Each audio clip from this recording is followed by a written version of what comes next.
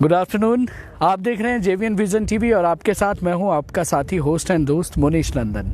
आपको मालूम है जेवीएन विजन टीवी का हर समय ये प्रयास रहता है कि आपको किसी भी चीज़ से जुड़ी जो है अहम जानकारी जेवीएन विजन टीवी प्रोवाइड करवाता रहे। 2 दिन पहले हमने एक कार्यक्रम किया था जिसके तहत आपको चोहारा क्षेत्र के एक प्रोग्रेसिव बागवान से हमने आपकी मुलाकात करवाई थी और प्रूनिंग और न्यूट्रिशन से जुड़ा जो डेमोस्ट्रेशन है जीतू चौहान जी ने अपने कार्यक्रम में वो डेमोस्ट्रेशन आप सब तक पहुंचाया था। और आज हम लोग वापस उसी चोहारा क्षेत्र जेवीएन विजन टीवी की टीम पहुंच गई और आज यहां आने का मकसद जो है वो मकसद ये है कि मैं खुद एक बागवान हूं और मेरे जैसे बहुत सारे युवा लोग जो है आज बागवानी के क्षेत्र में इंटरेस्टेड है, लेकिन पूरी जानकारी ना होने के अभाव में या पर्याप्त जानकारी ना होने की वजह से हमारा जो बागवानी का दिशा है वो प्रॉपर नहीं है और उसकी वजह से जो मार्केट में हमारे पास वैरायटीज़ की आप बात कर लें या क्वालिटी फ्रूट की आप बात कर लें, वो क्वालिटी फ्रूट जो है मार्केट में आ नहीं रहा और फिर जितना इनकम सोर्स हम बागवानी से जनरेट कर सकते हैं वो इनकम सोर्स इजीली जनरेट हो नहीं पा रहा। और कहीं ना कहीं अगर मैं सच्चाई कहूँ तो एक बात ये भी है कि आज बेरोज़गारी एक बहुत बड़ा मुद्दा है जिस पे बहुत सारे काम हो रहे हैं, लेकिन बागवानी के क्षेत्र में स्कोप अथाह और बेहद ज़्यादा स्कोप है, लेकिन हमारा जो यूथ है उनके पास पर्याप्त जानकारी नहीं है जिसकी वजह से उन्हें ये नहीं मालूम कि आप बागवानी से सिर्फ आपके बगीचे में सेब लगाकर आप जो है इनकम जनरेट नहीं कर सकते। आजकल ऐसे भी लोग हैं जिन्होंने अलग तरह की टेक्निक को अपनाकर इनकम का जो सोर्स है वो जनरेट किया है और इसी विषय में हम लोग इस वक्त पहुँचे हैं आपका चिड़गांव से कुछ ही दूरी पर है क्षेत्रीय संदासू। यहाँ के एक प्रोग्रेसिव बागवान ने जो अपने बागीचे में तरह तरह की वैरायटीज़ जिन्होंने तैयार कर रखी है, उन्होंने एक नई सोच को जन्म दिया और रूट स्टॉक जिसके बारे में बात हर कोई करता है, उसी रूट स्टॉक के बारे में इन्होंने एक नई जो चीज़ है वो ये लेकर आए हैं बागवानी में। और वो जो रूट स्टॉक है बागवानी विभाग से रिटायर्ड एचडीओ साहब जिनके बारे में आप सब जानते हैं, रोडू क्षेत्र में सब जानते हैं, डॉक्टर अगरदास जी के सहयोग से और इनके साथ से इन्होंने रूट स्टॉक जो कॉलोनियल, जैसा मैंने आपके एक मेरा ख्याल से जो वर्ड मैंने यूज़ किया है, टेक्निकल में मैं गलत भी हो सकता हूं, लेकिन जो मैंने वहां लिखा है वो सही हो सकता है और सही क्या है वो खुद बताएंगे डॉक्टर साहब कि एक्चुअल टर्म क्या है। मेरी टर्म गलत हो सकती है क्योंकि मुझे शायद इतनी जानकारी नहीं है जितनी डॉक्टर साहब को है। और वो बागवान भी हमारे साथ हैं और इस वक्त डॉक्टर साहब भी हमारे साथ हैं। आज सिर्फ रूट स्टॉक से जुड़ी संबंधित जानकारी हम नहीं लेंगे, हम कोशिश ये करेंगे कि जो आपके भी अपने सवाल है, आप कुछ बागवानी से जुड़ा कोई सवाल पूछना चाहते हो डॉक्टर साहब से, तो वो सवाल भी आप पूछें, उसका जवाब भी जेवीएन विजन टीवी के सौजन्य से डॉक्टर अगरदास जी स्वयं देने की कोशिश करेंगे। वो हमारे साथ हैं। आइए पहले एक बार आपको वो हम लोग वो जगह दिखा देते हैं कि किस तरह का आपने, एक बार मेरी कैमरामैन से गुजारिश है कि ये नीचे जो लेयरिंग्स हैं इनको एक बार दिखाने की कोशिश करें।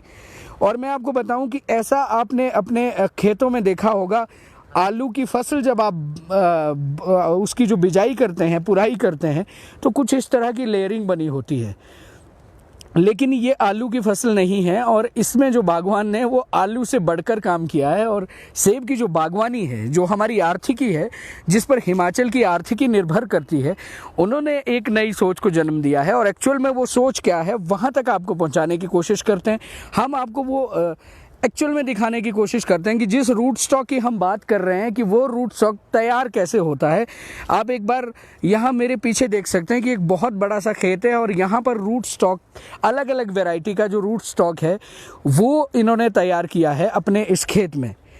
और आप खुद सोच सकते हो कि इतने सारे प्लांट्स जो है इन्होंने तैयार कर रखे हैं और ये कुछ तो मेरा ख्याल से सोल्ड आउट भी हो गए, काफ़ी इन्होंने बेच भी दिए हैं, जहाँ से इन्होंने इनकम सोर्स जनरेट की है। और ये बागवानों को ये कहना चाहते हैं, आज के यूथ को ये कहना चाहते हैं कि अगर आप बागवानी में इंटरेस्टेड है, अगर आपकी सोच इस तरफ है, तो आप इजीली जो है लाखों रुपए की इनकम जो है ऐसे कार्य करके कर सकते हैं, ऐसे कार्य करके आप लाखों रुपए की इनकम कमा सकते हैं। आइए दोनों से मिलते हैं। सबसे पहले डॉक्टर साहब से आपकी मुलाकात करवाते हैं। बिल्कुल मैनेजमेंट थोड़ा सा वीक हमारे लिए है, क्योंकि आज जो हमारे कैमरामैन हैं सुशील मेहता जी, वो आज हमारे साथ नहीं हैं, किन्हीं कारणवश वो व्यस्त हैं सुशील मेहता जी। तो इस वक्त मेरे साथ जुड़ चुके हैं डॉक्टर साहब। सबसे पहले तो जेवीएन विजन टीवी पर आपका हार्दिक अभिनंदन। नमस्कार। कैसे हैं आप? बहुत बढ़िया हैं। तो पंचायत चुनाव के बाद फिर आपसे मुलाकात हो गई। हाँ, ये मेरा प्रोफेशन है और मुझे यहाँ आना ही था। अच्छा। ये ठाकुर राय सिंह जी हैं जी। लास्ट ईयर भी इन्हीं ठाकुर साहब, मेरी गुजारिश है आप भी फ्रेम में आ जाए। इन्हीं दिनों में लास्ट ईयर आया था जी, इनके बुलावे पर। जी, मैं फ्री सेवाएं देता हूँ जी, एक्सटेंशन वर्क मेरा फ्री में रहता है जी। और आया था मैं लास्ट ईयर और इनको सुझाव दिया था कि आप जो है ये कॉलोनल रूट स्टॉक जो है उसको मल्टीप्लाई करें, क्योंकि ये जो खेत है इसके लिए बिल्कुल आदर्श है। अच्छा। और इन्होंने किया भी जी। जहाँ तक मेरी जानकारी है, मैं इनके डेमोस्ट्रेट करके चला गया था, उसके बाद इन्होंने खुद ही काम किया और बीच बीच में ये फ़ोन पर मुझसे पूछते रहे कि क्या करना है जी। और अब मुझे इतनी खुशी है आज कि इन्होंने इससे काफ़ी अच्छी जो है इनकम 8-9 महीने में प्राप्त की है जी। और सबसे बड़ी बात इनकम की नहीं है जी, हमारे पास प्लांटिंग मटेरियल जो है इस वक्त बिल्कुल कम है जी।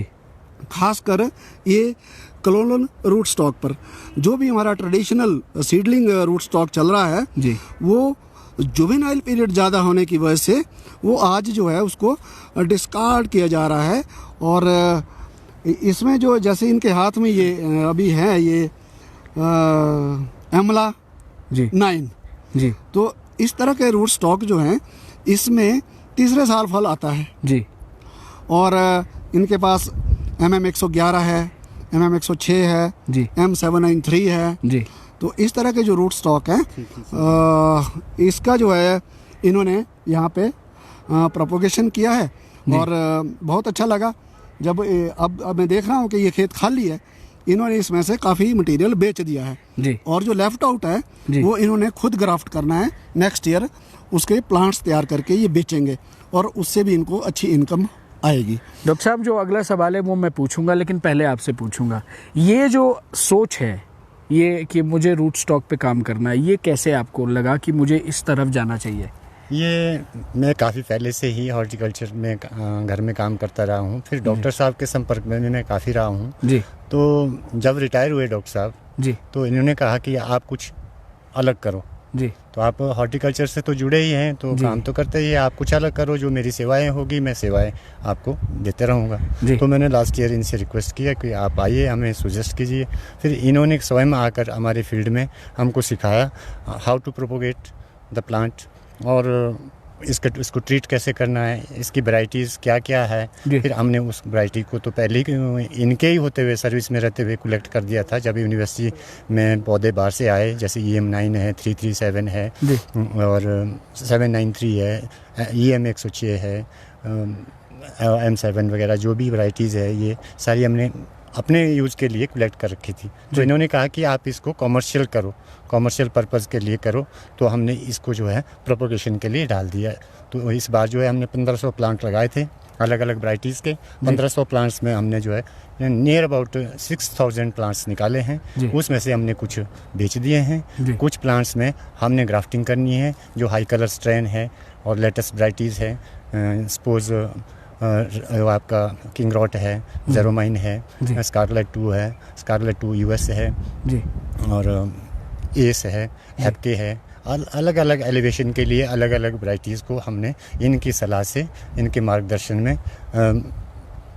ग्राफ्टिंग करनी है और अगले साल कमाल का मार्गदर्शन इन्होंने आपको दिया है कि जैसा ये बोल रहे हैं और जिस तरह का शब्दावली इनकी है, बिल्कुल आपकी भी एक डॉक्टर की जैसी शब्दावली है। मजा आ गया। मेरे पास इनके लिए हाउ टू थैंक यू शब्द नहीं है। अरे वाह। मैं इतना हमेशा ही अंडर ऑब्लिगेशन रहूँगा इनके। अरे वाह, क्या बात है सर। तो ये तो आपके धन्यवादी हो गए, लेकिन जो हमारे क्षेत्र का और जो बागवान है जो इस दिशा में जाना चाहता है, उनके लिए पहले तो आप ये जानकारी मुहैया करवाएं कि अगर कोई अपने खेत में इस तरह का कार्य करना चाहता है, उसके लिए जो बुनियादी ज़रूरतें हैं वो क्या क्या है, किस तरह से जो है आप ये जो बिज़नेस है इसको स्टार्ट कर सकते हो। क्योंकि अब अगर जिस हिसाब से ये कह रहे हैं कि मैंने जो है 6,000 के आसपास जो है हमने बेच भी दिए हैं प्लांट, तो फिर एक हिसाब से बिज़नेस भी आप इसको मान सकते हो, क्योंकि एक अच्छी अर्निंग का सोर्स हो गया। तो जो बुनियादी ज़रूरतें हैं वो क्या है डॉक्टर साहब? सबसे पहले तो आपके पास प्लांटिंग मटेरियल होना चाहिए, जो कि डिपार्टमेंट ऑफ हॉर्टिकल्चर ने लास्ट ईयर इंपोर्ट किया है जी। काफ़ी अच्छे सीरीज़ जो है वो इंपोर्ट किए हैं इसके क्लोनल रूट स्टॉक के जी। तो मुझे लगता है कि आने वाली साल में, इस साल या अगले साल जी, हर बागवान को वो जो है प्रोपोगेशन के लिए मुहैया हो जाएंगे जी। एक बात। दूसरी बात है, आपके पास खेत चाहिए जहाँ पर इरिगेशन की व्यवस्था हो। ओके। और ज़्यादातर वैली एरियाज़ में ये ज़्यादा कामयाब है, जहाँ हम अभी हैं जी। इसमें बलुई मिट्टी है जी। अदरवाइज जो दूसरी मिट्टी होगी, क्लेई सॉइल होगी, वहाँ आपको रेत का इस्तेमाल करना पड़ सकता है, सॉ डस्ट का इस्तेमाल करना पड़ सकता है। यदि आपके पास ऐसा खेत है जहाँ पे हम हैं, तो इस पे खर्चा ही कोई नहीं है, आपने प्लॉइंग करनी है, उसके बाद इसको ट्रीट कर देना है जी। और उसके लिए बायो एजेंट अभी मार्केट में अवेलेबल हैं जी, उनको इस्तेमाल करें और फॉस्फोरस का इस्तेमाल करें जी। और इरिगेशन आपके पास ज़रूरी होना चाहिए। प्लांटिंग मटेरियल आपको मिल गया जी और आपके पास खेत तैयार है जी, तब तो इसमें कोई ज़्यादा मेहनत है नहीं। इसकी निडाई गुड़ाई या पुराई, उसमें भी बहुत ज़्यादा खर्चा नहीं आता है। अच्छा। और आपने देखना है कि कब जो है इसकी गुड़ाई करनी है, कब इरिगेशन देनी है जी, और कब इसकी पुराई करनी है। क्योंकि अब ये टेक्निक बताएंगे आपको राय सिंह जी थोड़ी देर में, कैसे ये पौधा लगता है और कैसे ये तैयार होता है और कैसे इसको मदर प्लांट से जो है निकाला जाता है। क्योंकि ये जो मदर प्लांट है, ये इसमें कम से कम 20 साल तक प्रोडक्शन देता रहेगा। मतलब आपको दोबारा जो है बीज लगाने की जरूरत है। जो आपने एक बार एक मदर प्लांट लगा दिया इस साल, वो अगले 20 सीजन तक, 25 सीजन तक जी भी आपको जो है वो प्रोडक्शन देगा। इस बार तो जैसे इनकी एवरेज निकली है 4 की जी, तो अगले साल जो है हर मदर प्लांट से इसमें कोई शक नहीं है कि 10 और 12 की एवरेज आएगी। मतलब जो मल्टीप्लिकेशन का जैसे अमीबा मल्टीप्लाई होता है, हाँ, बिल्कुल वैसा कुछ प्रोसेस आप मान सकते हो। और अभी मेरे साथ ये रोनी मचान है जी, ये जस्ट इंजीनियरिंग करके आए हैं और ये पिछले साल से ही मेरे साथ जुड़े हैं और ये भी बागवानी कर रहे हैं। इन्होंने छोड़ दिया अपना प्रोफेशन, अच्छा, तो ये बागवानी करना चाहते हैं। तो ऐसे यूथ जो है जुड़ते रहे हैं और जुड़ रहे हैं मेरे साथ, और इनको भी ट्रेनिंग दे रहा हूँ। अब इनको यहाँ लाया मैं ये दिखाने के लिए कि इन्होंने भी इस बार जो है 2000 प्लांट जो है वो इंपोर्ट किए हैं। ओके। आने वाले हैं और इन्होंने नेक्स्ट टाइम के लिए वो प्रोपोगेट करने हैं जी। तो अब इनके पास तो अपने लैंड है इस तरह की जहाँ के ये हैं, तो इनको ये दिखाने के लिए मैं यहाँ लाया हूँ, ट्रेनिंग देने के लिए कि आप देखें कि राय सिंह जी ने किस तरह से काम किया है और आपको किस तरह से करना है। तो ये एक नया उदाहरण आपके सामने है। नहीं तो इससे पहले आप आगे चले, मैं मचान साहब सबसे पहले आपका स्वागत है बहुत बहुत। आप मेरे जैसे युवा हैं और इंजीनियरिंग करने के बाद बागवानी की तरफ ऐसा क्यों? जी, पहले तो क्या है कि थोड़ा अपने कंपटीशन ज़्यादा हो गया है, जॉब्स वगैरह काफ़ी मिलना आजकल थोड़ा मुश्किल हो गया है। तो घर में जी जैसे काफ़ी ज़मीनें पड़ी हुई थी, तो उनमें मतलब कुछ अच्छा काम नहीं हो पा रहा था जी। तो मैंने भी यही चीज़ देखी जी कि इस घर पे थोड़ा मतलब कि अच्छे से मैं थोड़ा इस पे अच्छा अपना टाइम दूँ, थोड़ा इसको मतलब कि ढंग से बनाऊँ इनको बगीचों को। बस इसी कारण से जी मेरा घर पे मतलब शौक़ भी मेरे को, जैसे मैं घर आया फिर मैं थोड़ा बगीचे जाने लगा तो मेरे को क्रेज़ भी आया, शौक़ भी आया जी। फिर बस जी शौक़ में फिर स्टार्ट हो गया मेरा काम। तो मतलब इंजीनियर रोनी मचान अब बागवान रोनी मचान। बिल्कुल जी, अब बागवान रोनी मचान हो गया। अरे वाह, क्या बात।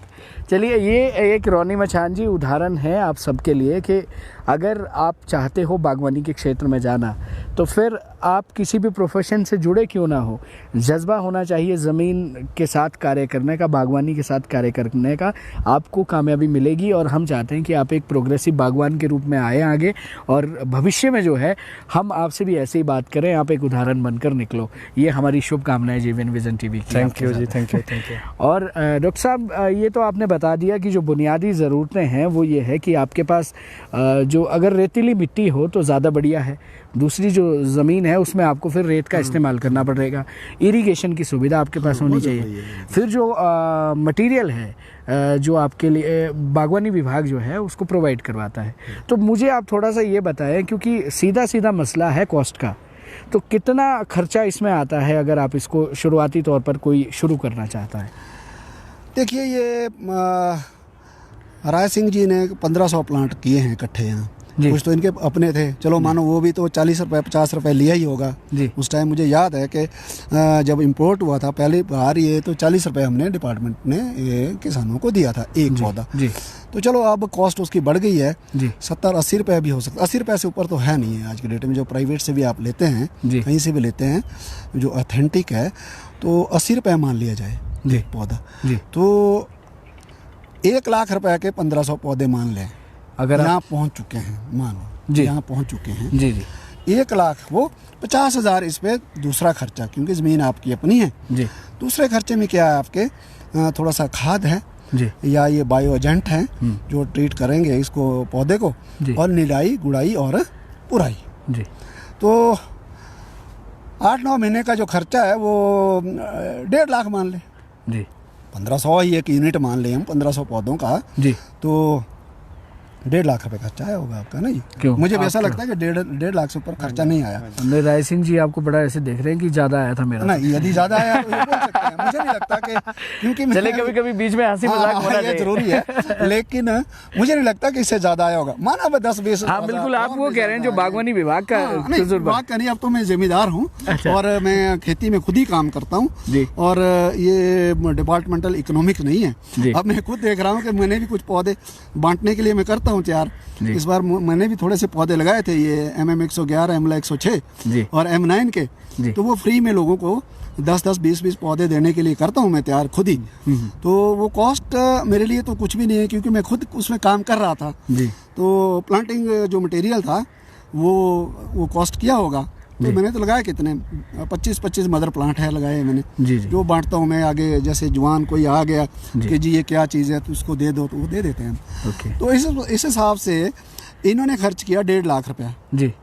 और यदि इन्होंने 6000 पौधे निकाले हैं जी इस बार, तो 100 रुपये तो एक बिका ही होगा मेरा ख्याल है। 100 रुपये एक पौधा बिका ही होगा, क्योंकि जो मार्केट रेट है, हाँ अच्छा, जो मार्केट रेट है वो 100-120 रुपये चल रहा है।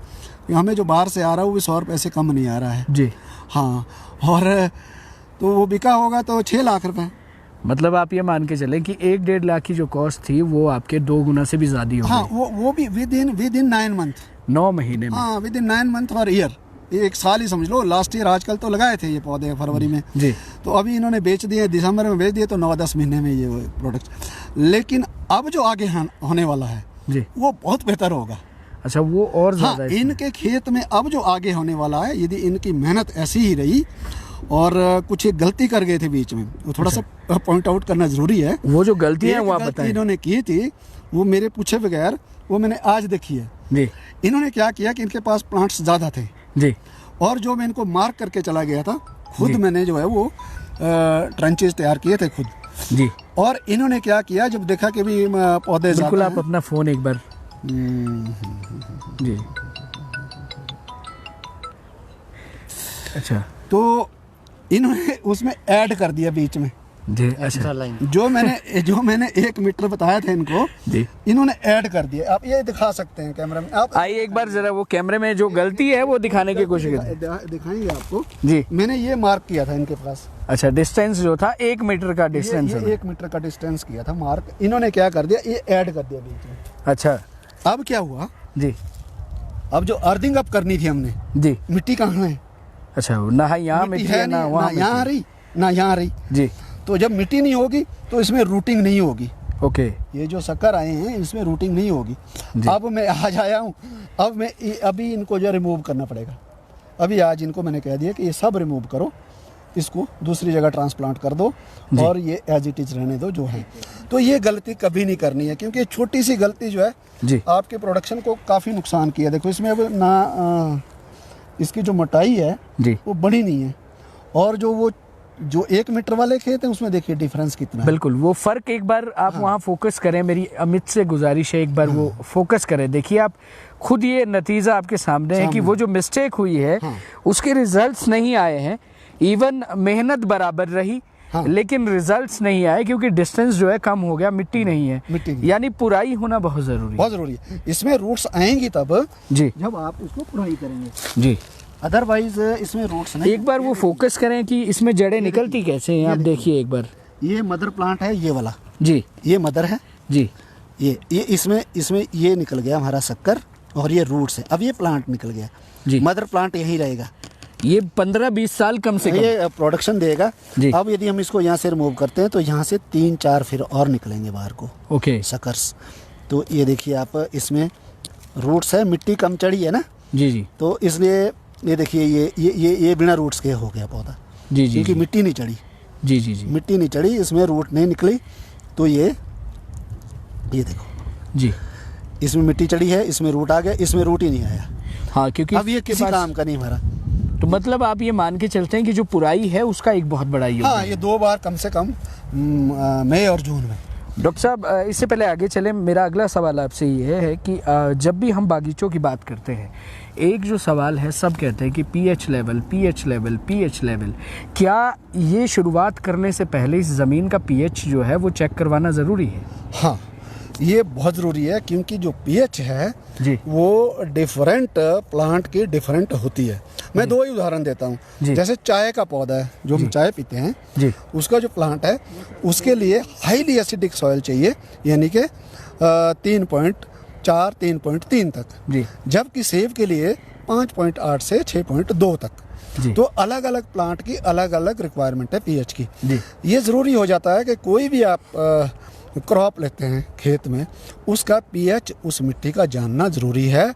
चाहे आप प्लांटेशन करते हैं सेब की, चाहे आप मक्की बीजते हैं, चाहे आलू, जो भी है जी, आपको जो है सॉइल की पीएच जानना ज़रूरी है क्योंकि ये रिलेशन सारा जो है न्यूट्रिएंट्स से होता है। ओके, न्यूट्रिशन तभी प्लांट लेगा जब उसका जो पीएच लेवल है वो न्यूट्रल हो। आगे जाने से पहले हम एक बार वो हमारे जो तमाम जितने हमारे व्यूवर्स हैं उनको दिखाने की एक बार कोशिश करते हैं कि जो मदर प्लांट है उसको लगाया कैसे जाता है। हाँ। और उसके बाद ये जो सकर्स जिनकी आप बात कर रहे हैं, ये निकलने का प्रोसेस क्या है, क्या इसमें कोई स्पेशल आप कटिंग करते हो या कुछ करते हो, वो बताने के बारे में राय सिंह जी आपको बखूबी बताएंगे। इन्होंने एक ट्रेंच तैयार कर दिया है। बिल्कुल, ये ट्रेंच है अभी ये।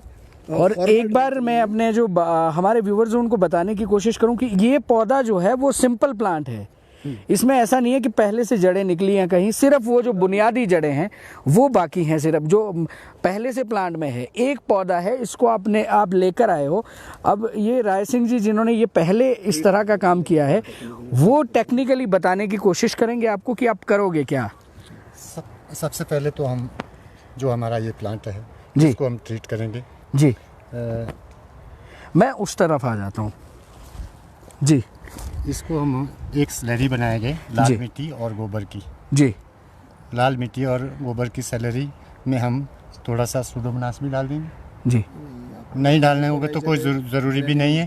फिर स्लरी में इसको डिप करेंगे, स्लरी में डिप करके बाहर निकालेंगे, बाहर किसी प्लास्टिक वगैरह के ऊपर रखेंगे। फिर इसमें थोड़ा थोड़ा माइक्रोराइजा छिड़काएंगे जड़ों में, ताकि इसमें रूट से निकलने में माइक्रोराइजा हेल्प करे। ओके। उसके बाद हम इस प्रकार की ट्रेंच बनाएंगे जी। उसके बाद हम इसमें जी एक ड्रम के अंदर एक पैकेट सूडोमोनास, सूडोमोनास और बायोफॉस्फेट जी और ट्राइकोडर्मा जी, ये तीनों चीज़ें डालनी है। बेबेरिया बेसाना भी डाल सकते हैं आप जी जी, और आप मेटरहाइजियम एनिस्पोले भी डाल सकते हैं जी। तो इनका घोल बनाएंगे, फिर एक जग के साथ या केटली के साथ इस ट्रेंच में डालेंगे जो आपने जगह बनाई है। हाँ जी, इसमें डालेंगे जो जगह बनाई है हमने जी, इसमें डालेंगे। फिर इसकी जो है हम हाइट लगभग इतनी सी रखेंगे जी, कोई 1.5 फुट 1.5-2 फुट जी। फिर हम इसको यहाँ पर यूँ कैमरे पे एक बार फोकस करें, 45 डिग्री में इसको यूँ दबा देंगे जी, इस तरह करके यूँ दबाएंगे 45 डिग्री में। ओके। फिर उसके बाद इसमें स्प्राउट्स आने शुरू हो जाएंगे। 2-2.5 महीने के बाद 2-2.5 महीने के बाद इसमें स्प्राउट्स आने शुरू हो जाएंगे। जो ये स्लीपिंग आइज है ये ब्रस्ट होनी शुरू हो जाएगी, मतलब ये फूलना शुरू हो जाएगी। फूलना शुरू हो जाएगी और इसमें स्प्राउट्स निकलेंगे। ओके। जब इसमें शूट्स निकलने शुरू हो जाएगी, छोटी छोटी टहनियाँ जी, तो मई जून में हम जो है इसमें इस प्रकार से इसको यूं कर देंगे, यूं हुक लगा देंगे लकड़ी का। अच्छा, लकड़ी का हुक लगा देंगे, इसको सीधा लेटा देंगे जी। फिर उसके बाद क्या करेंगे, हम इसको यूं थोड़ा थोड़ा चढ़ाएंगे। उस टाइम चढ़ाने से पहले इस डंडे के ऊपर हम कंपोस्ट प्लस बुरादा जी, तिरान का बुरादा जो होता है, लकड़ी का बुरादा, उसको थोड़ा थोड़ा डालेंगे जी, और उसमें बेलस्टीन वगैरह भी थोड़ा डाल देंगे। बुरादा डालने का मकसद क्या है? बुरादा डालने का मकसद एक तो इसके ऊपर जो है डायरेक्ट हीट नहीं पड़ेगी, ओके, डायरेक्ट सन रेजिस नहीं पड़ेगी, और दूसरा जो मिट्टी है कम चढ़ी होगी वो जो है नमी को भी बना के रखेगा जी, और नमी को बना के रखेगा और पानी अपने में एब्जॉर्ब करेगा और सन रेजिस से बचाएगा, क्योंकि मिट्टी उस टाइम हमारी कम चढ़ेगी। क्या बात है, मिट्टी हमारी कम चढ़ती है तो इसलिए जो है सन रेजिस से बचाएगा। और जो उसमें आपका वो मिला है, क्या नाम, कीटनाशक मिला, फंजीसाइड मिला है जी, फंजीसाइड जो है आपके फंगस से बचाएगा जी, और आपका बुरादा जो है नमी को मेंटेन करेगा। जो आपका कंपोस्ट है वो आपके नई रूट्स जो है उसमें जो आएगी, जो ऊपर कुछ रूट्स है उसमें जो नई रूट्स आएगी उसके लिए भोजन तैयार करेगी। तो मतलब मैं ये कहना चाहता हूँ कि बागवानी करो ज़रूर, लेकिन उसके लिए पहले आपके पास पर्याप्त जानकारी होनी चाहिए, ये हम मानते हैं। क्योंकि जिस तरह से आपने इसको एक्सप्लेन किया है, और सबसे बड़ी बात है कि तमाम जो दवाइयाँ हैं या फिर कोई भी चीज़ जो इसमें इस्तेमाल होनी है वो ज़ुबानी आपको याद है। तो किसी भी क्षेत्र में आप जाते हो, चाहे वो बागवानी का क्षेत्र है, आपको टेक्निकल चीज़ें जो है वो पहले पता होनी चाहिए। अन्यथा फिर आप क्या करते हो कि या तो फिर डॉक्टर्स के ऊपर इल्ज़ाम जाता है या फिर बागवानी विभाग के ऊपर जो आपकी हेल्प करते हैं, क्योंकि कहीं ना कहीं गलती बागवान से हो जाती है और इल्ज़ामात किसी और पर लगते हैं। लेकिन राय सिंह जी ने ऐसा नहीं किया, इन्होंने बागवानी विभाग से पूरी जानकारी ली और जिस तरह से इनको समझाया गया वो जो तमाम वो चीज़ें अपने इस खेत में इन्होंने की और उसका नतीजा आपके सामने हमने आपको दिखाने की कोशिश की। तो पर्याप्त जानकारी होनी चाहिए, ये बहुत ज़रूरी है। हमारे व्यूवर से ये कहना चाहता हूँ। तो ये तो हमने कोशिश की कि इसको लगाया कैसे जाता है। अब हम अपने व्यूवर्स को दिखाते हैं कि लगाने के बाद इसके जो रिजल्ट्स आते हैं उसको फिर निकाला कैसे जाता है, बेचने के लिए आप उसको निकालते कैसे हो, या अपने बागीचे में निकालने का तरीका क्या है, वो राय सिंह जी हमें बताने वाले हैं। और इस तरह के बिल्कुल मेरे पीछे अगर आप देख रहे हैं तो काफ़ी इन्होंने तैयार कर रखे हैं प्लांट्स, और जो ये अभी सोल्ड आउट होने के लिए बिल्कुल तैयार हैं और इनको ये बेचेंगे। तो एक ही मदर प्लांट से इतने सारे पौधे तैयार करना, ये मतलब एक बहुत अच्छी टेक्निक आप कह सकते हो। क्योंकि घर में आप जो अपनी खुद की नर्सरी तैयार करते हो उसके लिए पहले आपको बीज, फिर बीज में पौधे तैयार होंगे नहीं होंगे इस बात की गारंटी नहीं है। फिर आपको प्रॉब्लम ये भी है कि क्या वो बीज जो है वो अच्छी क्वालिटी का है या नहीं, वो जो वैरायटीज़ आपको चाहिए क्या वो अच्छे से निकलेगी या नहीं निकलेगी, बड़ी समस्याएं हैं। लेकिन यहाँ जो मदर प्लांट है आपको मालूम है ये किस चीज़ का पौधा है। और उसी अच्छा एक चीज़ मेरा सवाल हो रहा है कि जो मदर प्लांट से निकलेगा पौधा, क्या वो भी उतना ही बेहतर प्लांट होगा जितना मदर प्लांट? ये जो टिश्यू जो होते हैं ना, क्लोन जी, ये तो क्लोन टू क्लोन, मतलब जैसा मैं हूँ वैसा ही आगे निकलेगा। इसका जो है प्योरिटी 100% है जी। ये क्योंकि जो आप दूसरा देखते हैं सीडलिंग, ये क्रॉस पोलिनेटेड क्रॉप है जी। तो उसमें क्रॉसिंग में कौन सी वैरायटी कहाँ आई है, क्या हुआ है, तो सीडलिंग पर जो हम साइन वुड लगाते हैं उसमें भी वैरायटी में या क्वालिटी में डिफरेंस आ जाता है। लेकिन इसमें क्लोनल रोस्टॉक में ऐसा नहीं है।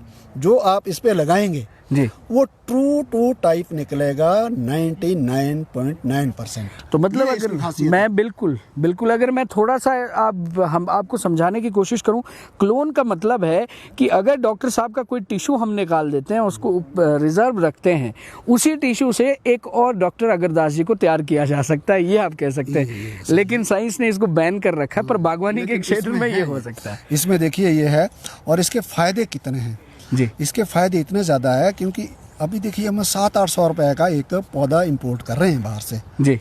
इसी पे M9 पे है या MLA 106 पे है या MM 111 पे है, 700 रुपए का एक पौधा कॉस्ट कर रहा है हमें जी।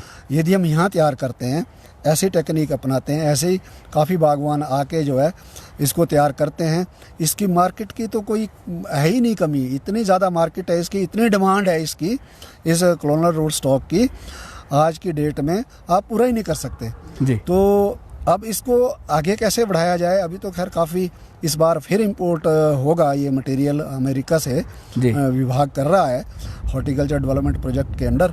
तो आने वाले टाइम में काफ़ी लोगों के लिए ये रोज़गार का एक साधन बनेगा और अच्छा प्लांटिंग मटेरियल मिलेगा स्थानीय बागवानों को, जो अभी इतना बहुत सारा पैसा खर्च कर रहे हैं, बाहर से मटेरियल मंगा रहे हैं। और कश्मीर वैली में तो इतनी डिमांड है इसकी, हमें कई बार फ़ोन आते रहते जी इतना रूट स्टॉक मिल जाएगा, इतना मिल जाएगा। वहाँ तो इसकी बड़ी भारी डिमांड रहेगी आगे 15-20 साल तक।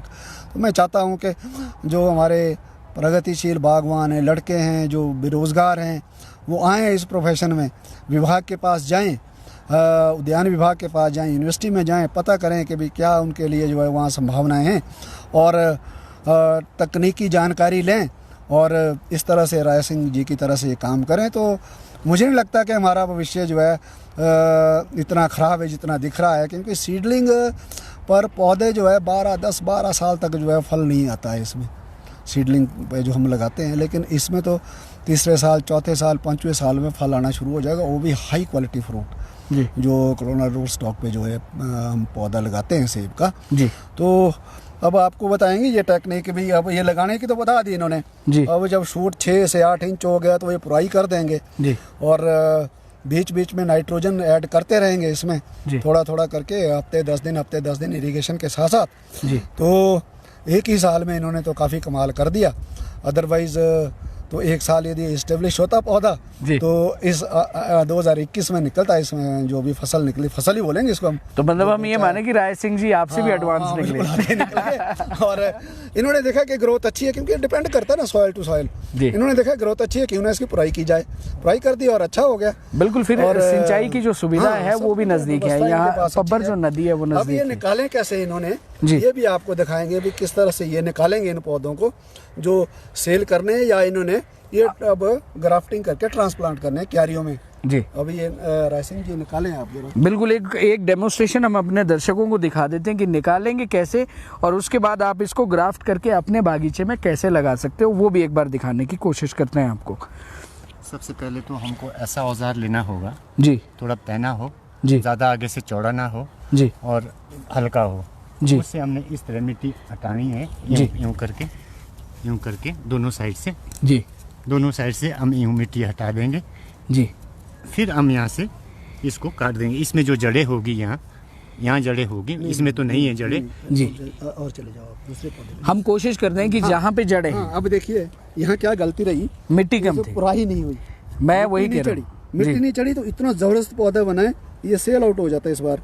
अब मिट्टी नहीं चढ़ी तो इसमें जड़ी नहीं बनी। नहीं, फिर अगर इसमें जड़ें नहीं बनी है डॉक्टर साहब तो ये तो फिर वेस्टेज हो गया। नहीं साल आएगा इसमें, अब जड़ें आएंगी इसमें, जड़ें आएगी, जड़ें अच्छा अच्छा। नहीं, हम इसको निकाल भी देंगे यहाँ से जी, तो भी यहाँ 4 पौधे और तैयार हो जाएंगे, 8 पौधे, तो ये 2 दे देंगे, यदि हम इसको निकाल भी देते हैं। मतलब आपका जो मल्टीप्लिकेशन का प्रोसेस है वो बहुत ज्यादा है। थोड़ा सा स्टब रखना है इसमें। एक बार वो दिखाने की कोशिश करते हैं कि इधर हम आते हैं, एक बार दिखाने की कोशिश करते हैं कि इसको निकालते कैसे हैं। तो दर्शकों आप देखें, आज हम बागीचे में पहुंचे, थोड़ा सा यहाँ टेक्निकल जो प्रॉब्लम्स हैं वो हो सकती हैं क्योंकि मुश्किल होता है मैनेज करना, लेकिन हम चाहते हैं कि हमारे जो व्यूवर्स हैं अलग अलग क्षेत्र से हैं तो उनको तमाम तरह की जानकारी जो है उपलब्ध होनी चाहिए। आपने कहा कि औजार इस तरह का होना चाहिए और उसके बाद ये जो इसमें जड़ें हैं जी, जड़ें हैं जी, इसमें जड़ें हैं यहाँ जी। तो हम यहाँ से थोड़ा स्टब रखेंगे, इसमें स्टब रखेंगे तो इसमें और शूट्स आएंगे जी। ये आपका रूट स्टॉक तैयार हो गया। ओके। और इसमें तो कम है जड़, और जगह ज़्यादा जड़ें हो सकती है, और जो हमने सेल आउट किए हैं उसमें जड़ें काफ़ी ज़्यादा थी, बहुत ज़्यादा थी, इसलिए हमने छोड़े, ये इसलिए छोड़े हमने, इसमें जड़ें कम है, इसलिए हम इसको गलत चीज़ हम सेल नहीं करेंगे। ओके, मतलब आपने जो अभी तक बेचे हैं ये वो पौधे हैं जो बच गए हैं, इसमें हम जो है ग्राफ्टिंग करेंगे जी। अब यही पौधा आपका 200 से 250 में अगली साल बिकेगा। मतलब इसको आप ग्राफ्टिंग करेंगे, ग्राफ्ट करके हाँ जी, हाँ जी। तैयार करेंगे कोई भी वैरायटी, कोई भी वैरायटी, कोई लेटेस्ट वैरायटी, तो अगली साल जो है यही पौधा 200 से 250 रुपये बिकेगा। ओके तो एक चीज़ मैं आपसे और पूछना चाहता हूँ कि ये तो हुआ कि अगर आप यहाँ से इसको ले जाते हैं, हाँ जी। क्या इसी को अगर कोई चाहे तो आपसे यही खरीद करके प्रोपेगेशन के लिए इस्तेमाल कर सकते हैं? इसमें हो सकता है, बिल्कुल कर सकते हैं, हमने ऐसे ही किए। अच्छा। ऐसे ही किए हैं। लास्ट ईयर हमारे पास इतनी जड़ें थी जो हमने खरीद के लाए हैं, तो हम इसको और प्रोपेगेशन के लिए डाल सकते हैं, इसमें कोई प्रॉब्लम नहीं है। अगर कोई अपने बागीचे में तैयार करना चाहे, कोई प्रॉब्लम नहीं है। हाँ जी। तो ये राय सिंह जी से हमने जाना कि किस तरह से जो है हम ये जो प्रोसेस है इसको पूरा करेंगे। अब सवाल जो है मुझे मालूम है कि बहुत सारे होने वाले हैं। इनकम इन्होंने कह दी कि मैंने जो है 1 से 1.5 लाख का जो खर्चा है वो मुझे आया, और उसके बाद मैं अभी तक 9 महीने में या 8 या 9 महीने में 6 लाख रुपए के आसपास की इनकम ये कमा चुके हैं इसी प्रोफेशन से। अगर भविष्य में कोई आपको कहता है कि आप बागवानी छोड़ दो, या कोई नया जो है वो बागवानी के क्षेत्र में आना चाहता है, राय सिंह जी को कोई कहे कि आपने बहुत कमा लिया, बागवानी छोड़ दो, क्या कभी बागवानी छोड़ेंगे राय सिंह जी? वैसे तो अभी मेरी ये तो शुरुआत है जी, मैंने तो ऐसे कुछ भी नहीं कमाया है जी, तो मैं तो बागवानी तो एक जीवन का अंग है जी, प्रोफेशन है हमारा जी। मैं तो नौजवानों को भी ये संदेश देना चाहूँगा, पढ़ने लिखने का उद्देश्य जो है नौकरी नहीं रखना चाहिए जी। नौकरी, जब हमारे पास ज़मीनें हैं, हमारे पास ऑर्चर्ड के लिए वो है, हमारा प्रोफेशन है, तो हमको अपने प्रोफेशन के प्रति जो है ईमानदार रहना चाहिए, सिंसियर रहना चाहिए, और अपने एजुकेशन का अच्छा फ़ायदा अपने खेती के लिए, बागवानी के लिए देना चाहिए। अरे वाह, जितना दिमाग हम, जितना समय हम छोटी सी नौकरी के लिए कंपनी में लगाते हैं, कंपनी में सारी जवानी में वो करते हैं, ठीक है वो भी कीजिए, लेकिन नहीं मिलती है नौकरी तो उसके पीछे ऐसा डिस्करेज होने की बात नहीं है। आप जो है अपनी पढ़ाई को, अपनी इंजीनियरिंग को, अपनी डॉक्टरी को अपने खेतों में लगाइए, अपने दिमाग को अपने खेतों में लगाइए, तो हमसे कई गुना ज़्यादा बेहतर कमा सकते हैं। तो हम तो अब छोड़ नहीं सकते हैं, क्योंकि हमारा तो प्रोफेशन है, हमने तो पहले भी किया है, पहले भी करते थे, अब भी कर रहे हैं। अरे वाह, राय सिंह जी कहना चाहते हैं कि अपनी जो भी आपकी डिग्रीज़ हैं उन डिग्रीज़ का ज़रा एक बार इस्तेमाल करिए अपने बागीचे में, तो आपको आनंद आएगा, आपको सुकून मिलेगा। डॉक्टर साहब मैं चाहता हूं कि एक बार आप इधर आ जाएं, कुछ और हमारे सवाल हैं जो हम लेना चाहेंगे, क्योंकि आज ये तो अभी रूट स्टॉक की हमने बात की है। थोड़ा सा मैं अब चाहता हूं डॉक्टर साहब कि हम जो है बागवानी से जुड़े हुए अन्य जो क्वेरीज हमारे माइंड में है वो क्वेरीज जो है हम आप तक पहुंचाएं। सबसे पहली बात तो ये है डॉक्टर साहब, क्योंकि इस बार जो वेदर है वो सबके लिए सवालिया निशान बना बैठा है, हर कोई बर्फ़ का इंतज़ार कर रहा है। क्योंकि मैंने जब आपको फ़ोन कॉल किया था तो आपने कहा था कि मैं अपनी निगाहों को सुकून देने के लिए चांचल का दीदार करने चढ़गांव पहुंच गया, क्योंकि बर्फ़ कहीं दिखाई नहीं दे रही है, सिर्फ यहाँ बर्फ़ दिखाई दे रही है। तो वो जो बर्फ़ का इंतज़ार है वो तो एक लंबा इंतज़ार हो गया। मैं एक चीज़ कहना चाहता हूँ कि ये जो वेदर कंडीशन है, क्योंकि आजकल जो है डॉक्टर साहब वो है आपके नए प्लांटेशन का सीज़न जो है वो बहुत करीब है, इसका क्या प्रभाव पड़ने वाला है, और जो बागवान है उनको आप एक बार ये ज़रूर बताएं कि क्या पॉसिबिलिटीज़ हैं और क्या उनको करना चाहिए, जो उनका ये नया जो प्लांटेशन वो करना चाहते हैं इस तरफ वो जाएं, या फिर अभी थोड़ा सा वेट करें, अगर इंतज़ार करते हैं तो कहीं ज़्यादा देरी ना हो जाए, वो थोड़ा सा आप हमारे दर्शकों को बताएं। हाँ, मैं आज यहाँ आने से पहले ऐसे एक प्लानिंग में गया था रोडू में जी, तो बिल्कुल सूखा एरिया है और वो प्लान कर रहे हैं कि अभी प्लांट्स लगाने हैं, तो मैंने राय दी है कि आप रुकिए जी, अभी 3 तारीख इंतज़ार कर लेते हैं जी, 4 को भी 4, 3 और 4, 5 तक मौसम विभाग कुछ कह रहा है कि कुछ बरसेगा जी, तो हम अभी प्लांटिंग टाइम तो हमारे पास है, अभी हम रुकें, क्योंकि हम तो वर्षा पर ही निर्भर हैं जी, हमें रुकना पड़ेगा, देखना पड़ेगा कि वर्षा कब आती है, क्योंकि ऐसे सूखे में जैसे अभी यहाँ भी हैं हम, हालांकि ये तो पब्बर का बिल्कुल तट है, यहाँ भी इतना सूखा पड़ा हुआ है, तो ऊपर जाकर तो कितना ही सूखा होगा। तो अभी बागवानों को चाहिए कि रुकें, अभी जी रुकें, और 10-15 दिन तक अभी टाइम है, जो भी हमारे जो सर्दी में लगने वाले पौधे हैं इनका भी समय है, आप रुकें और अच्छा प्रबंध करें, गोबर और मल्च का भी ज़रूरी हो जाएगा इस बार, क्योंकि मल्चिंग यदि रहेगी वो भी लोकल मटेरियल की जी, तो भी कुछ नमी जो है वो बचा के रखेगा। यदि थोड़ी सी वर्षा आती है जी तो हम प्लांटेशन स्टार्ट कर सकते हैं। जैसे संभावना है कि कल परसों आती है वर्षा, तो हम जो लो लाइंग एरिया है वो तो प्लांटेशन स्टार्ट कर सकते हैं जी। और जो थोड़े हायर एलिवेशन वाले हैं वो अभी और रुकें, क्योंकि अभी वहाँ ऐसी कंडीशन नहीं है कि प्लांट्स जो है वो रोपे जाएं। तो सब प्लानिंग तो बागवान कर ही चुके होंगे अभी तक, और मौसम का इंतज़ार है। अब इसके साथ तो क्या ही कर सकते हैं, लेकिन हमें रुकना पड़ेगा। कुदरत के साथ भी चलना पड़ेगा। रुकते हैं तो शायद आगे संभावना अच्छी रहेगी। जब भी मैंने देखा है, जब विंटर हमारा फेल होता है तो अप्रैल मई में काफ़ी बारिशें रहती हैं, तो घबराने की भी ज़रूरत नहीं है कि हम प्लांट्स अभी लगा देंगे तो आगे सूख जाएंगे। सूखता प्लांट तब है जब आगे सूखा पड़ता है। नहीं, इसमें कई बार बागवानों को ये डर भी रहता है कि आगे जो है अगर सर्दी नहीं लगी तो फिर आगे ओलावृष्टि का भी खतरा रहता है। नहीं, चलो वो तो प्लांटेशन के साथ उसका तो कोई रिलेशन नहीं है, वो तो चलो फलदार पौधों के लिए है।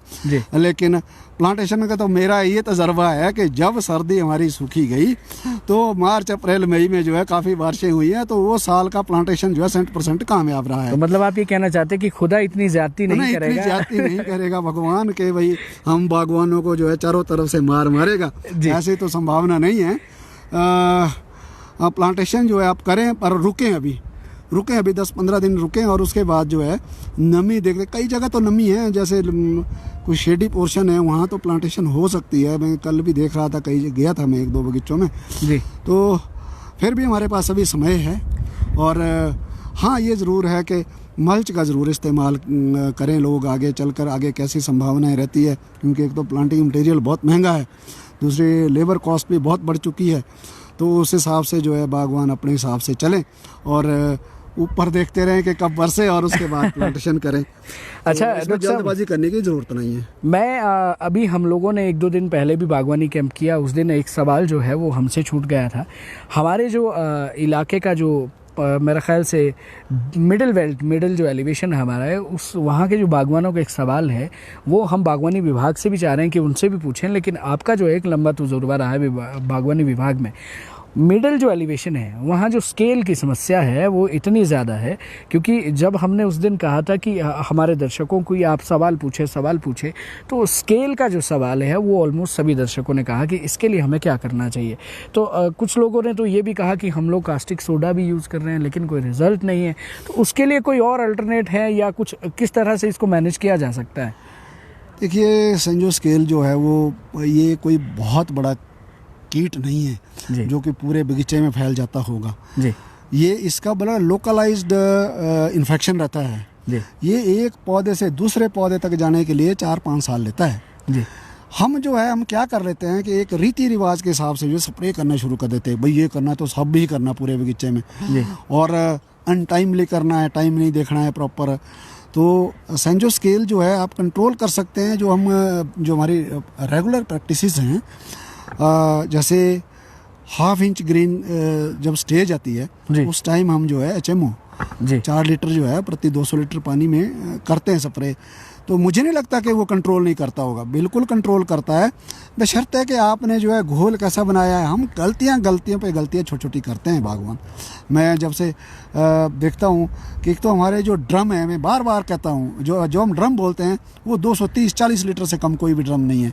और हमने घोल बता दिया 4 लीटर में डालना, आपने 200 लीटर पानी में डालना 4 लीटर HMO, तो वो 230 लीटर 240 लीटर में हो जाता है जी। तो अंडरडोज हो जाता है जी। तो स्प्रे करने के टाइम भी हम टाइम नहीं देखते हैं। अभी जैसे हवा चली है जी, हम हवा में भी स्प्रे कर देंगे, क्योंकि इसका जो है ये जो स्प्रे ऑयल होते हैं, इमल्शन स्प्रे ऑयल, इनका जो है फिल्म बननी चाहिए, प्लांट को पूरा कवरिंग होगी, तभी सफोकेशन जो है सेंजो स्केल के कीट को ये करेगा। फिर क्या होता है, हम इसको हवा में कर रहे हैं स्प्रे, एक साइड उसका बिना स्प्रे के रह गया जी। अमूमन ऐसा होता है जी। और फिर वो फेलियर जी।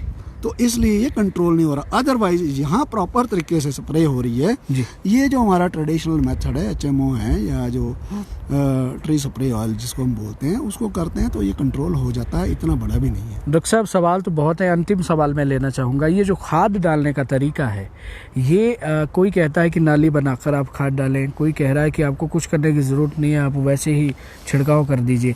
तो जो सबसे बेहतरीन तरीका है डॉक्टर साहब, वो कौन सा तरीका है? देखो, रासायनिक खादों के बारे में, जो रसायन का जो मूवमेंट है ना जी, ये होता है। अब कोई मोबाइल जैसे कि नाइट्रोजन वाली खादें हैं, वो मूव करती है सॉइल में जी। उसको आप कहीं भी डाल देंगे तो वो रूट्स के पास चली जाएगी मूव करते हुए। जो इमोबाइल है जैसे फॉस्फोरस है या पोटाश है, उनको आप जहाँ डालेंगे वो वहीं रहेगी, वहाँ रूट्स होगी तभी वो लेगी, अदरवाइज वो वहीं डंप होगी या वेस्ट होगी, जो भी होगा। तो हमको जो है वो जो मेथड है इसका फर्टिलाइजेशन का, वो फर्टिलाइजर जो है ऐसे ही पड़ने चाहिए जैसे बिखेर के और प्रॉपर मिक्सिंग, नाइट्रोजन को छोड़कर। नाइट्रोजन आप जो है नाली में भी डाल सकते हैं, लेकिन ये खादें इस्तेमाल करनी तब जब पहले मिट्टी की जांच करा लेना। क्योंकि हमारे पास जो भी पिछले 3-4 साल से मैं भी इस काम को कर रहा हूँ, तो मैं देखता हूँ कि हमारे फास्फोरस जो है बिल्कुल एक्सेसिव, हर सॉइल में एक्सेसिव है, किसी का भी बगीचा, मेरा चाहे आपका है चाहे कोई भी है, तो फास्फोरस की मात्रा बहुत ज़्यादा है। फिर भी हम फास्फोरस में ऐड करे जा रहे हैं, तो उससे क्या हो गया, दूसरे सूक्ष्म तत्व जो है वो सॉइल से डिप्लीट हो रहे हैं। तो ये मतलब थोड़ी सी चीज़ें, सच्चाई ये है कि आप पहले जांच तो लें उस मिट्टी की रिक्वायरमेंट क्या है। मतलब अच्छा करने के चक्कर में हम जो है जमीन की गुणवत्ता खत्म कर रहे हैं और फायदा कुछ नहीं हो रहा, क्योंकि वो फास्फोरस के खाद जो कभी 50 रुपए कट्टा मिलता था वो भी 600 रुपए का है अब। बिल्कुल डॉक्टर साहब, उसके बाद भी वो हमारी कॉस्ट प्रोडक्शन बढ़ रही है और फ़ायदा कुछ नहीं मिल रहा है हमें। तो हर बागवान को चाहिए कि मिट्टी की जांच कराएं।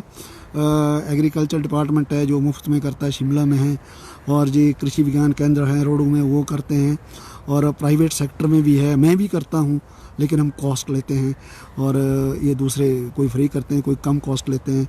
तो इस तरह से ये कराएं, जो जहाँ भी सुविधा जैसे मिलती बागवानों को करनी चाहिए, और उसके बाद आपकी प्रोडक्शन कॉस्ट घट जाएगी। ये शर्तीय बात है, क्योंकि जितने बागवानों ने हमसे सॉइल टेस्ट किया है उनका कम से कम फास्फोरस का खर्चा तो खत्म हो गया ना जी, और उनको बेहतर रिजल्ट मिल रहे हैं, बेहतर रिजल्ट भी मिल रहे हैं। ऐसा भी नहीं है कि वो कुछ नुकसान में है, बहुत सारा मेरे पास हिस्ट्री है उनके किसानों की पिछले 3-4 सालों से। तो मैं यही चाहूँगा आपके माध्यम से कि भी किसान जो है अननेसेसरी जो है ये केमिकल फर्टिलाइज़र इस्तेमाल ना करें, जी रिक्वायरमेंट है उतनी ही डालें। और सबसे बड़ी बात है ऑर्गेनिक कार्बन, जो कि सॉइल से बिल्कुल ही ख़त्म हो चुका है, उसके बारे में ध्यान देना पड़ेगा बागवानों को। हमें जो है ये गोबर की मात्रा या ग्रीन मैन्योरिंग, ये दूसरी जो चीज़ें हमारे पास हैं जिससे ऑर्गेनिक कार्बन बढ़े सॉइल में, वो बढ़ाना पड़ेगा, तब हमारी बागवानी आगे चलेगी। मतलब रसायन कम करो और तभी जो है बागवानी बची रह सकती है भविष्य में, भविष्य तभी सुरक्षित है। सवाल और भी है डॉक्टर साहब, लेकिन प्रॉब्लम यह है कि आपका भी समय कीमती है। हमें मालूम है कि हम किसी और मुद्दे को लेकर यहाँ पहुँचे थे और हम कहीं और चले जाएँ तो वो भी गड़बड़ हो जाएगा, लेकिन फिर भी हमारे जो कुछ सवाल थे उनके जवाब देने के लिए जेवीएन विजन टीवी आपका बहुत बहुत आभारी है। आपने जो कीमती समय बख्शा है, और मैं ये ज़रूर कहना चाहूँगा कि आप इनके साथ जुड़कर या बागवानी के क्षेत्र में जो भी लोग हैं जो अच्छा कार्य कर रहे हैं उनके साथ जुड़कर जो है राय सिंह जी जैसा अच्छा काम आप कर सकते हैं। आप भी आएँ सर एक बार राय सिंह जी से, और अगर आप चाहें तो, अगर ये जो टेक्निक्स हैं अगर आप चाहते हो कि आप समझे इसको, हम ये ज़रूर कहना चाहते हैं कि आप कार्य करें, किसी से भी जुड़ें। जेवीएन विजन टीवी आपको ये नहीं कहता कि आप अगरदास जी से जुड़ें या राय सिंह जी से जुड़ें, लेकिन ये ज़रूर कहता है कि कोई भी कार्य आप चाहे बागवानी के क्षेत्र में या किसी भी क्षेत्र में करना चाहते हो, पहले पूरी तरह से जाँच लें कि आपको करना क्या है, ताकि आपको बाद में किसी तरह की समस्या का जो है सामना ना करना पड़े, और समाधान ढूंढने के लिए आप तैयार रहें। टेक्निकल जो टर्म्स हैं वो आपको मालूम होनी चाहिए, आपको अपनी ज़मीन के बारे में पता होना चाहिए, पूरी जो जानकारी, जितनी जानकारी इसके बारे में जो ये कॉलोनल मैं फिर टर्म गलत कह रहा हूँ, कॉलोनल जो आपका प्रोपेगेशन है रूट स्टॉक का, उसके बारे में जितनी जानकारी जेवीएन विजन टीवी आपसे मुहैया हम करवा सकते थे वो हमने करवाने की कोशिश की। लेकिन अगर किसी को लगता है कि और हमें इसके बारे में ज़्यादा जानना है तो या तो राय सिंह जी से संपर्क करें या इनसे संपर्क करें, या फिर हमारा जो बागवानी विभाग है उनसे जाकर आप मिलें। जेवीएन विजन टीवी का ये प्रयास जो है हम हमारी तरफ से जो हम अच्छा कर सकते थे वो हमने किया, और आप हमसे जुड़े रहें। अन्य जो समस्याएं हैं उन के संबंधित भी जेवीएन विजन टीवी कोशिश करेगा, प्रयास करेगा। हर हफ्ते जो है बागवानी से संबंधित कोई भी कार्यक्रम ये कॉन्टिन्यूसली हमारा चलता रहे, ताकि हमारे जो बागवान है या जो युवा बागवानी क्षेत्र में जाना चाहता है, रोनी मचान जैसे लोग जो हैं वो बागवानी क्षेत्र में जाने चाहते हैं, तो हम चाहते हैं कि उनके लिए अच्छे से जानकारी जेवीएन विजन टीवी मुहैया करवा सके। आप दोनों का बहुत बहुत शुक्रिया सर, बहुत बहुत धन्यवाद, thank you so much sir. तो आप बने रहें जेवीएन विजन टीवी के साथ, ऐसी ही अगले हफ्ते या इसी हफ्ते के अंत में भी किसी अन्य विषय पर, बागवानी से जुड़ा कोई अन्य विषय होगा, हम कोशिश करेंगे कहीं और किसी प्रोग्रेसिव बागवान के पास जाने की और उनसे जानने की कोशिश करेंगे कि उन्होंने अपनी ज़मीन में किस तरह की जो है फसल जो है अच्छी क्वालिटी फ्रूट वो कैसे तैयार करते हैं। अगर आप हमारे जो व्यूअर्स हैं उनको चाहिए कि वो किसी विषय में संबंधित विषय में जानकारी चाहते हैं तो आप कमेंट करें, हम कोशिश करेंगे कि जो सवाल आपने पूछा है उसका जवाब जेवीएन विज़न टीवी संबंधित अधिकारी या ऐसे लोग जिन्होंने उस फील्ड में काम किया है आप तक पहुंचा सकें। हमसे जुड़ने के लिए आपका बहुत बहुत आभार। कुछ पल के बाद, कुछ देर के बाद फिर आपसे जुड़ेंगे किसी अन्य विषय को लेकर। अभी के लिए मैं मोनीश नंदन आपसे इजाज़त ले रहा हूं। नमस्कार। मुझे उम्मीद है आपको हमारा कार्यक्रम अच्छा लगा होगा।